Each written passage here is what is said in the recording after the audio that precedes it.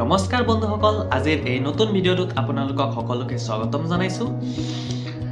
বন্ধুসকল, আপোনালোকে জানে যে এই মাহটো হৈছে 2024 শেষৰ মাহ অৰ্থাৎ ডিসেম্বৰ মাহ আৰু এই মাহৰ পিছতেই 2025 চন আৰম্ভ হ'ব। 2025 চনত এনে এটা ঘটনা ঘটিবলৈ গৈ আছে যিটো ঘটনাই আমাৰ জীৱন ধাৰণ প্ৰণালীটো একেবাৰে পৰিৱৰ্তন কৰি দিব পাৰে।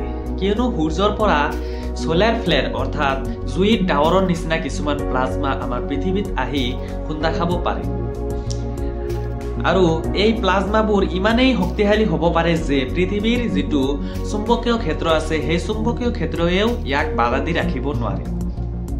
ইয়াৰ আগত এনেকুৱা সোলাৰ ফ্লেয়াৰ 1859 চনত পৃথিৱীত আহি খুন্দা খাইছিল, কিন্তু তেতিয়া পৃথিৱীৰ সিমান এটা ক্ষয়ক্ষতি হোৱা নাছিল।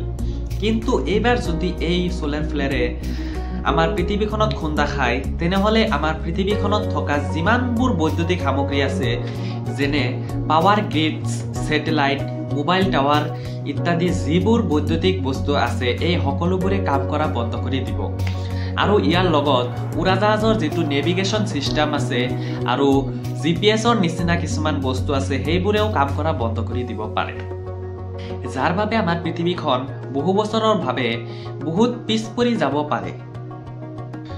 যদি আপোনালোকে ভিডিঅ'টো ফেচবুকত চাই আছে তেনেহলে মোৰ পেজটো ফলো কৰিবলৈ নাপাহৰিব আৰু আপোনালোকে যদি ভিডিঅ'টো ইউটিউবত চাই আছে তেনেহলে মোৰ চেনেলটো সাবস্ক্ৰাইব কৰিবলৈ নাপাহৰিব আৰু লগতে ভিডিঅ'টো লাইক, শেয়াৰ এণ্ড কমেন্ট কৰিব যাতে মই এনে ধৰণৰ আমোদজনক তথ্য আৰু আপোনালোকৰ মাজত লৈ আহিব পাৰো।